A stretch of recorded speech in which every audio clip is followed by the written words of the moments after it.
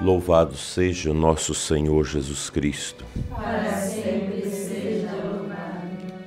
Estimado Padre Osias, nosso pároco, estimadas irmãs filhas da caridade, que nos dá a alegria e a satisfação por nos ajudar na visita, no acolhimento dos pobres, nesta nossa paróquia de Santo Expedito, na qual nós estamos nesta visita pastoral.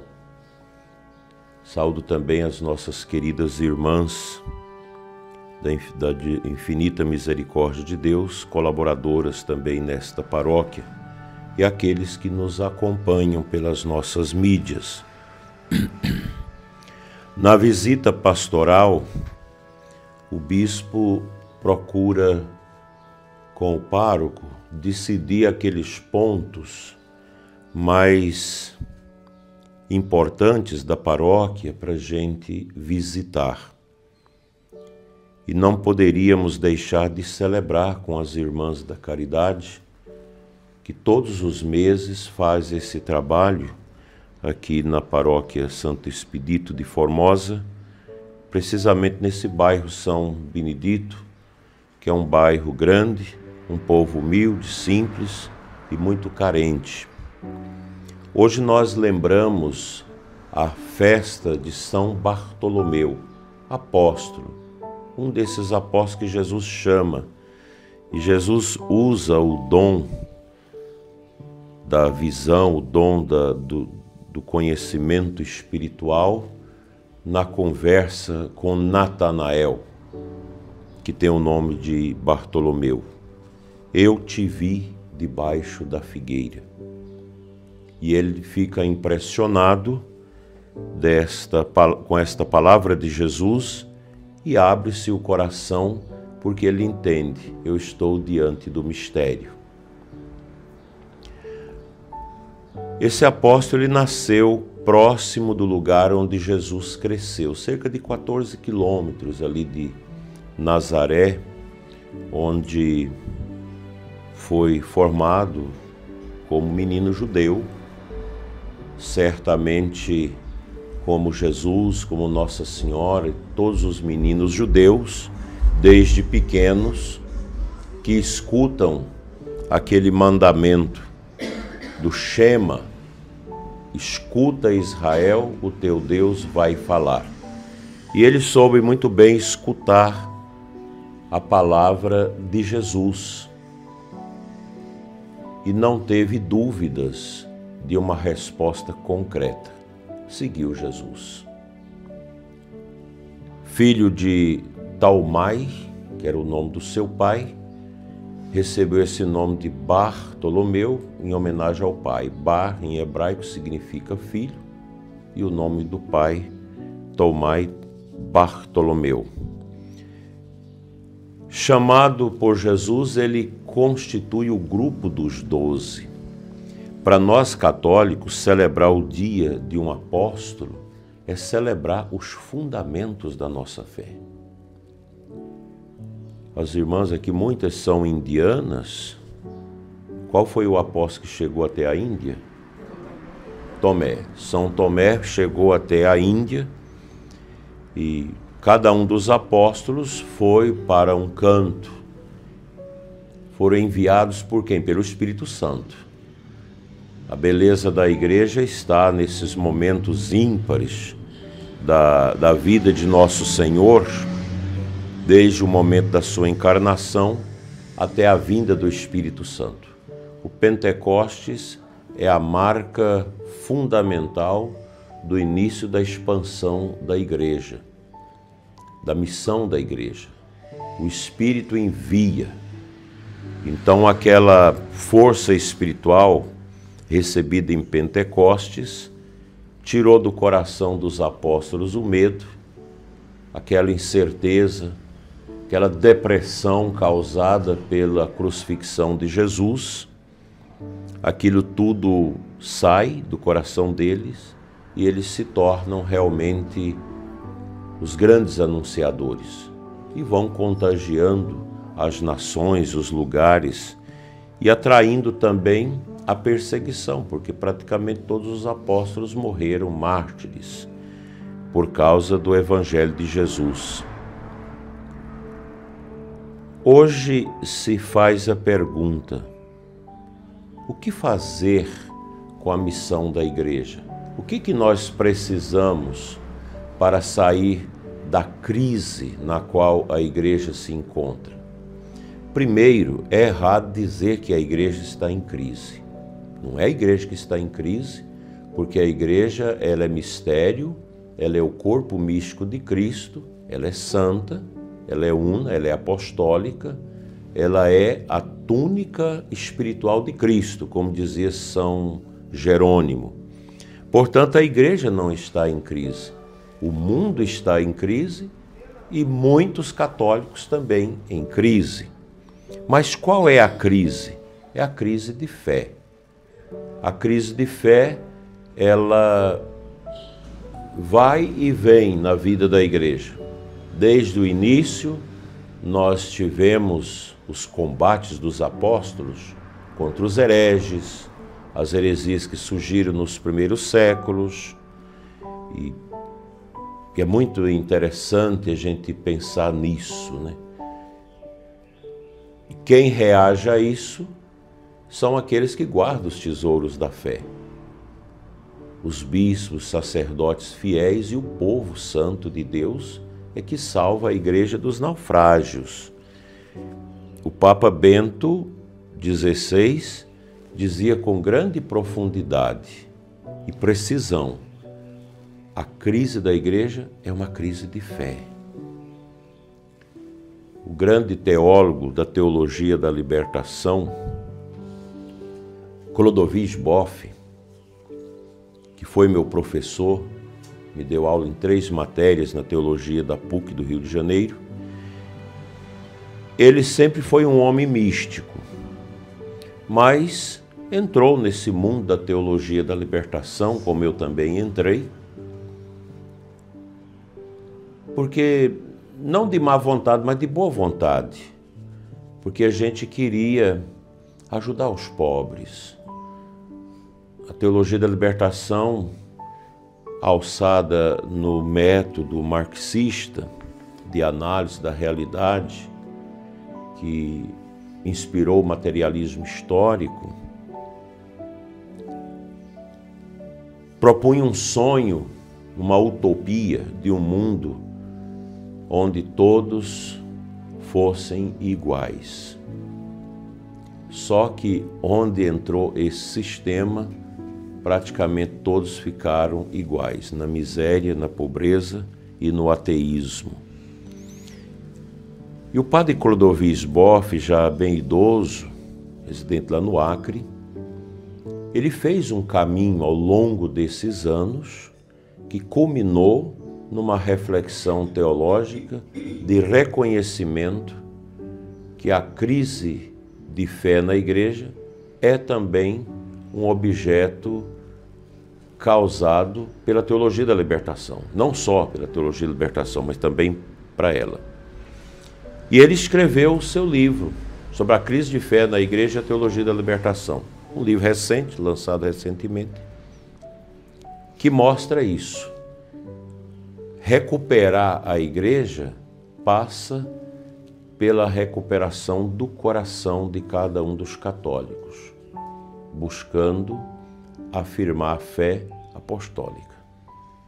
O grande discernimento para a caminhada nossa da igreja está no fundamento apostólico, no credo apostólico, naquilo que a tradição da igreja, a tradição apostólica, pós-apostólica, foi criando, que é a riqueza da fé. A Igreja Católica possui uma plataforma, que é a plataforma da nossa fé, numa igreja una, santa, católica e apostólica. Essas 4 chamadas propriedades essenciais da igreja, que nós devemos conservar com muito amor. A igreja sempre cuidou dos pobres.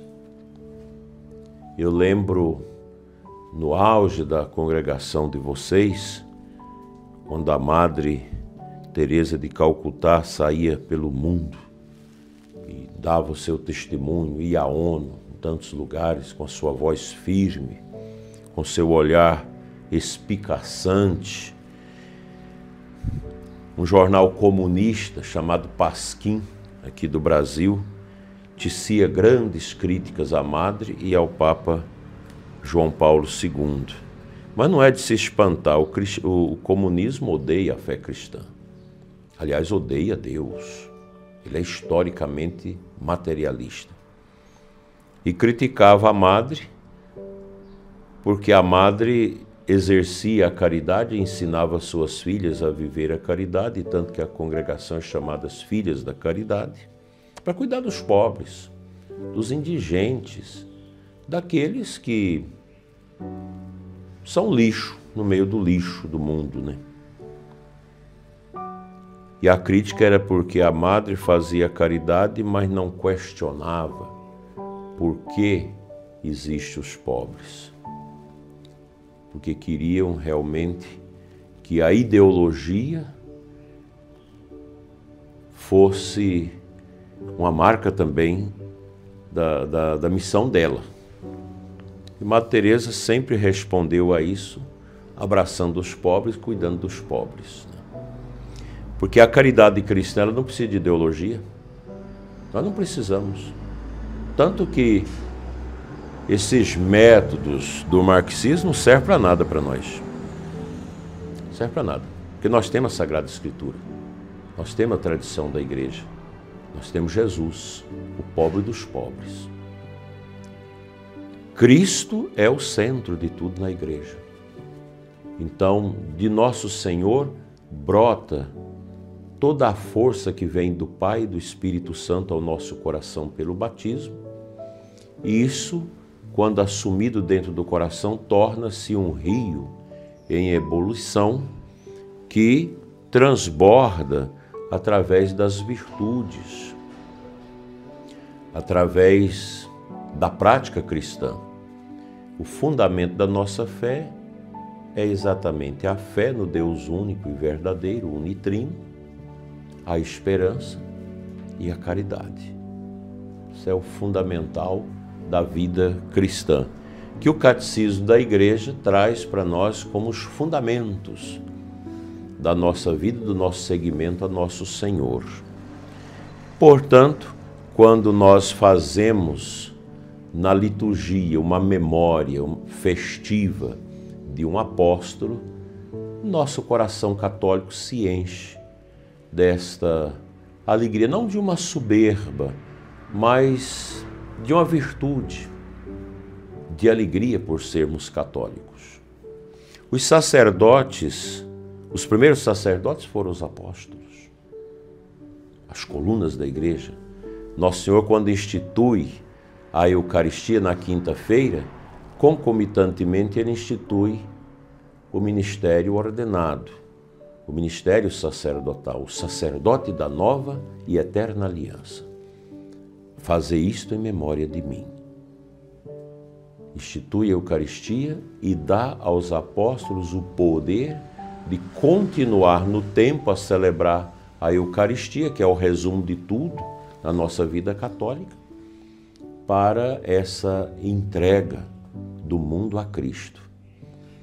Lutero não entendeu isso. Lutero viu a igreja como estrutura, não como mistério. Talvez se ele tivesse tido uma profunda direção espiritual, algo mais místico, que ele pudesse ver o mistério da igreja para além das estruturas humanas e físicas dela, talvez não tivesse entrado nesta heresia. Ele nega a igreja. Isso é uma heresia. Negar a igreja é negar a ação de Cristo. Cristo quis a sua igreja. Muitos teólogos desta linha doida que nós temos dizem: Cristo pregou o reino, veio a igreja. Mas eles veem a igreja a partir do Papa, a partir dos bispos, dos sacerdotes, dos templos. A igreja é um mistério que está atrás disso. E o sacerdote, ele precisa ser entendido como um sacerdote vítima, porque o sacerdote, é pena que nós vamos morrer sem entender isso.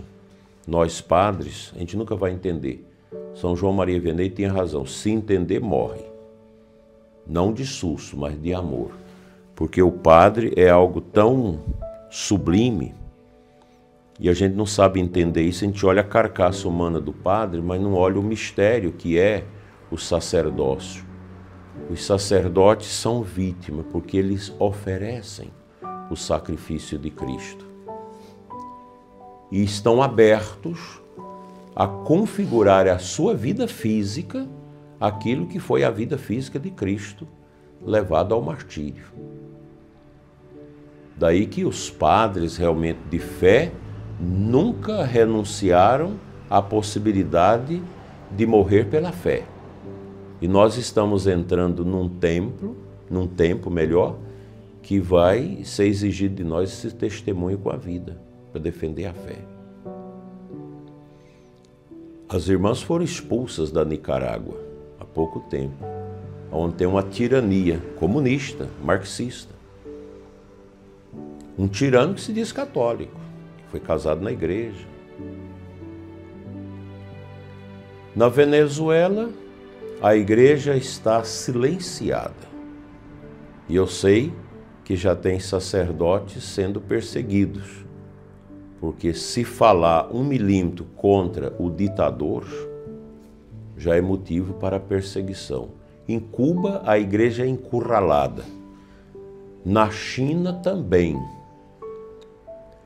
Na Coreia do Norte nem se fala, que é a pior ditadura que existe em curso no mundo, onde um pai e uma mãe católica não pode falar da fé para os seus filhos, porque os filhos na escola podem dizer que o pai e a mãe rezam e eles serão exterminados. Mas tem gente que reza lá.